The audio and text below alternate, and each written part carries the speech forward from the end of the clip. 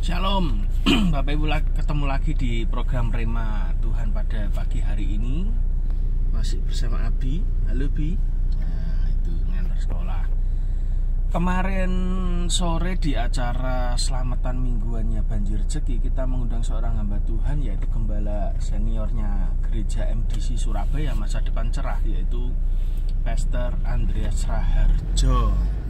Dan pada waktu itu firman Tuhan yang disampaikan adalah tentang iman, gitu.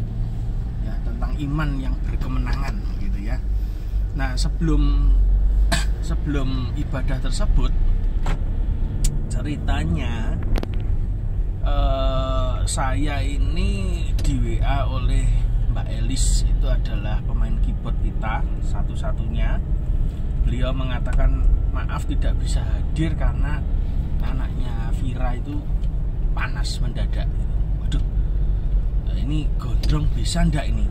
Lalu saya coba WA ke worship leadernya hari itu untuk mengganti lagunya yang gampang-gampang aja gitu.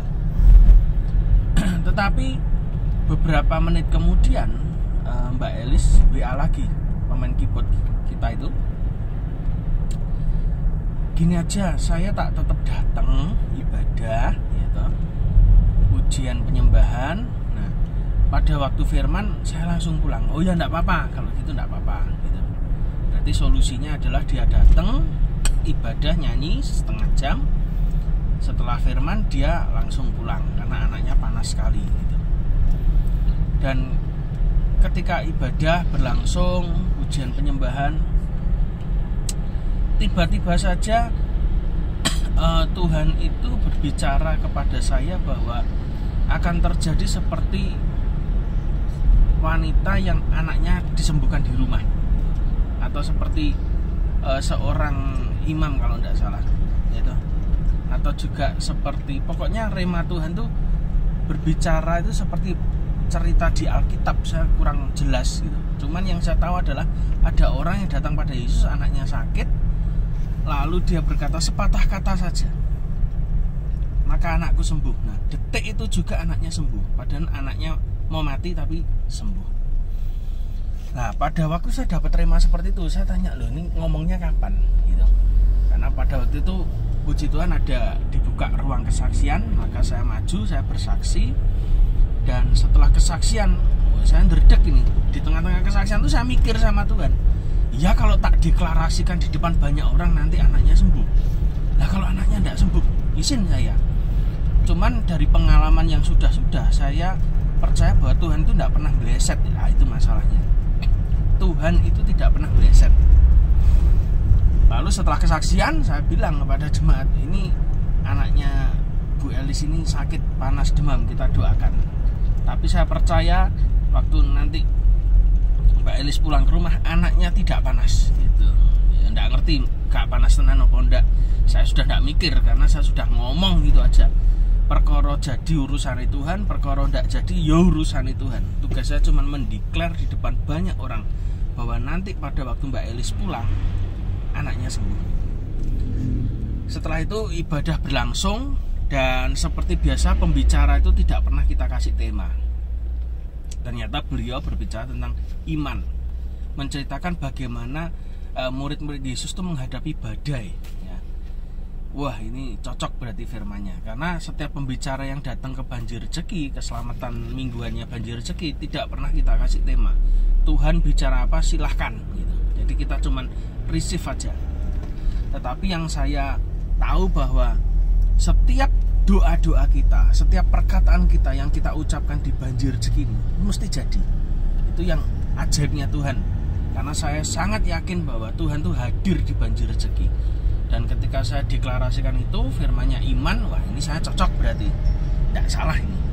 Dan setelah selesai ibadah, lalu kita mau menuju ke tempat konsumsi, tiba-tiba Pak Dewo datangi saya di WA Group. Nah, di WA Group ternyata Mbak Elis yang pemain keyboard tadi yang sudah pulang dari tadi itu mengatakan Vira enggak panas lagi, sembuh.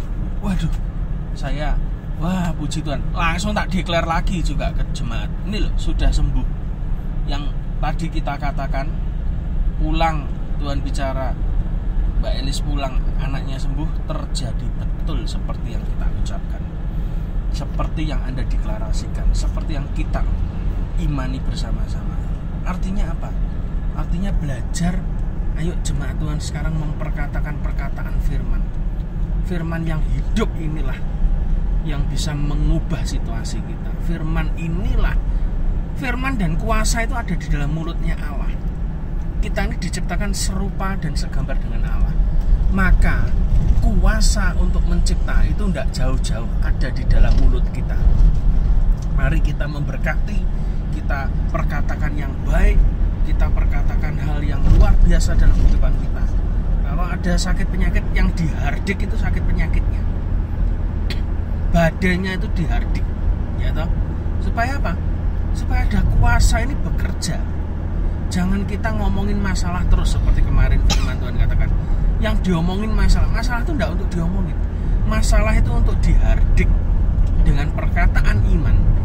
Maka angin ribut tunduk, selesai, masalah selesai. Gitu.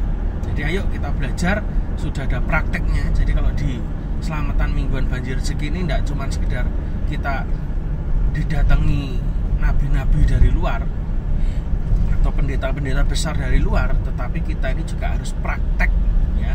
Praktek apa? Praktek dari apa yang diomongkan itu, pesan-pesan itu dilakukan. Waktu kita praktek, kita punya iman, jadi, ya. Jadi belajar hari ini untuk berjalan dengan Tuhan. Dengar Tuhan, katakan jadi. Dengar, katakan jadi. Itu sudah gampang. Dengar, katakan jadi.